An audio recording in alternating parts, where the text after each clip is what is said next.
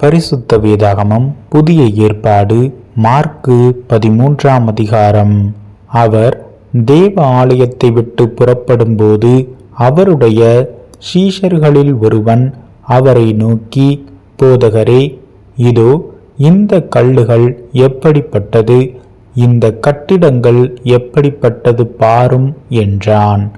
இயேசு அவனுக்கு பிரதியுத்தரமாக, இந்த பெரிய கட்டிடங்களை காண்கிறாயே, ஒரு கல்லின் மேல் ஒரு கல் இராதபடிக்கு எல்லாம் இடிக்கப்பட்டு போகும் என்றார்.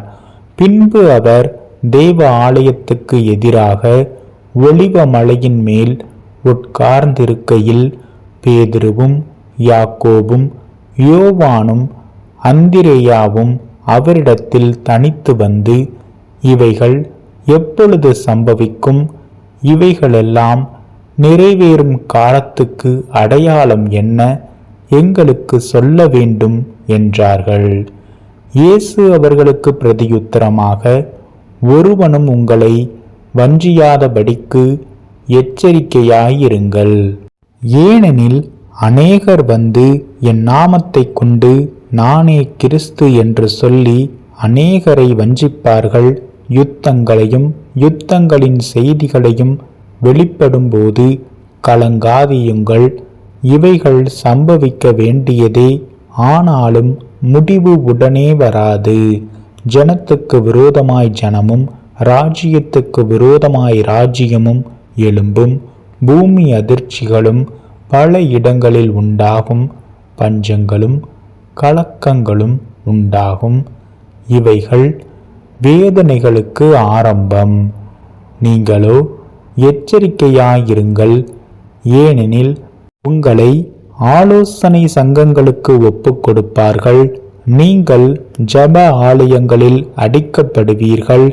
என் நிமித்தம் தேசாதிபதிகளுக்கும் ராஜாக்களுக்கும் சாட்சியாக அவர்களுக்கு முன்பாக நிறுத்தப்படுவீர்கள். சகல ஜாதிகளுக்கும் சுவிசேஷம் முந்தி பிரசங்கிக்கப்பட வேண்டும். அவர்கள் உங்களை கொண்டு போய் ஒப்புக் கொடுக்கும்போது நீங்கள் என்ன பேசுவோம் என்று முன்னதாக கவலைப்படாமலும் சிந்தியாமலும் இருங்கள். அந்நாளிகையிலே உங்களுக்கு எது அருள் செய்யப்படுமோ அதையே பேசுங்கள். ஏனெனில் பேசுகிறவர்கள் நீங்கள் அல்ல, பரிசுத்த ஆவியே பேசுகிறார். அன்றியும் சகோதரன் சகோதரனையும் தகப்பன் பிள்ளையையும் மரணத்துக்கு ஒப்புக் கொடுப்பார்கள். பெற்றாருக்கு விரோதமாக பிள்ளைகள் எழும்பி அவர்களை கொலை செய்வார்கள். என் நாமத்தின் நிமித்தம் எல்லாராலும் பகைக்கப்படுவீர்கள். முடிவு பரியந்தம் நிலை நிற்பவனே இரட்சிக்கப்படுவான். மேலும் பாழாக்குகிற அருவருப்பை குறித்து தானியேல் தீர்க்கதரிசி சொல்லியிருக்கிறானே, வஞ்சிக்கிறவன் சிந்திக்க கடவன்.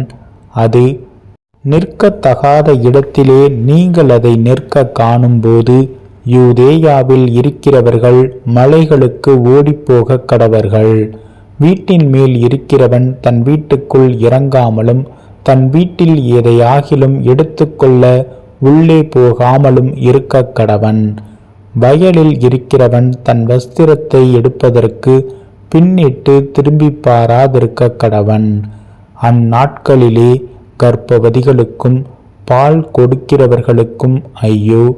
நீங்கள் ஓடி போவது மாறி காலத்திலே சம்பவியாதபடிக்கு வேண்டிக் கொள்ளுங்கள்.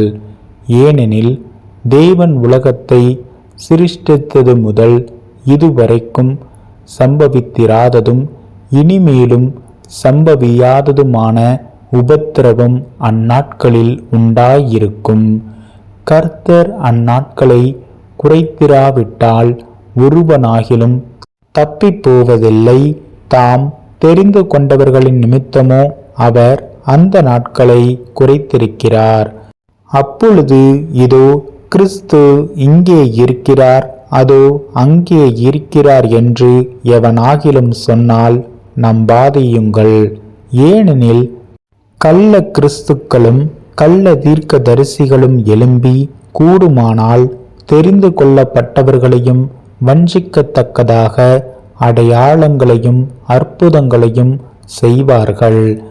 நீங்களோ எச்சரிக்கையாயிருங்கள். இதோ எல்லாவற்றையும் முன்னதாக உங்களுக்கு அறிவித்திருக்கிறேன். அந்நாட்களிலே அந்த உபத்திரவத்திற்கு பின்பு சூரியன் அந்தகாரப்படும், சந்திரன் ஒளியை கொடாதிருக்கும், வானத்தின் நட்சத்திரங்கள் விழும், வானங்களிலுள்ள சத்துவங்களும் அசைக்கப்படும். அப்பொழுது மனுஷகுமாரன் மிகுந்த வல்லமையோடும் மகிமையோடும் மேகங்களின் மேல் வருகிறதை காண்பார்கள். அப்பொழுது அவர் தம்முடைய தூதரை அனுப்பி தாம் தெரிந்து கொண்டவர்களை பூமியின் கடைமுனை முதற்கொண்டு வானத்தின் கடைமுனை மட்டுமுள்ள 4 திசைகளிலுமிருந்து கூட்டி சேர்ப்பார். அத்தி மரத்தினால் ஒரு உவமையை கற்றுக்கொள்ளுங்கள். அதிலே இளங்கிளை தோன்றி துளிர்விடும்போது வசந்த காலம் சமீபமாயிற்று என்று அறிவீர்கள். அப்படியே இவைகள் சம்பவிக்கிறதை நீங்கள் காணும்போது அவர் சமீபமாய் வாசலருகே வந்திருக்கிறார் என்று அறியுங்கள். இவைகளெல்லாம் சம்பவிக்கும் முன்னே இந்த சந்ததி ஒளிந்து போகாதென்று மெய்யாகவே உங்களுக்கு சொல்லுகிறேன். வானமும் பூமியும் ஒளிந்து போம், என் வார்த்தைகளோ ஒளிந்து போவதில்லை.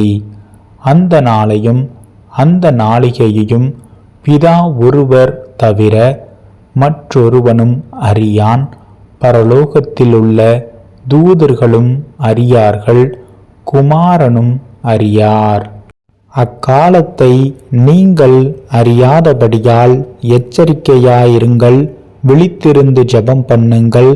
ஒரு மனுஷன் தன் வீட்டை விட்டு புற தேசத்துக்கு பிரயாணம் போக எத்தனிக்கும் போது தன் ஊழியக்காரருக்கு அதிகாரம் கொடுத்து அவன் அவனுக்கு தன் வேலையையும் நியமித்து விழித்திருக்கும்படிக்கு காவல் காக்கிறவனுக்கு கற்பிப்பான். அப்படியே நீங்களும் விழித்திருங்கள். ஏனெனில் வீட்டெஜமான் சாயங்காலத்திலோ நடுராத்திரியிலோ சேவல் கூவும் நேரத்திலோ காலையிலோ எப்பொழுது வருவான் என்று நீங்கள் அறியீர்கள். நீங்கள் நினையாத வேளையில் அவன் வந்து உங்களை தூங்குகிறவர்களாக கண்டுபிடியாதபடிக்கு விழித்திருங்கள். நான் உங்களுக்கு சொல்லுகிறதை எல்லாருக்கும் சொல்லுகிறேன், விழித்திருங்கள் என்றார்.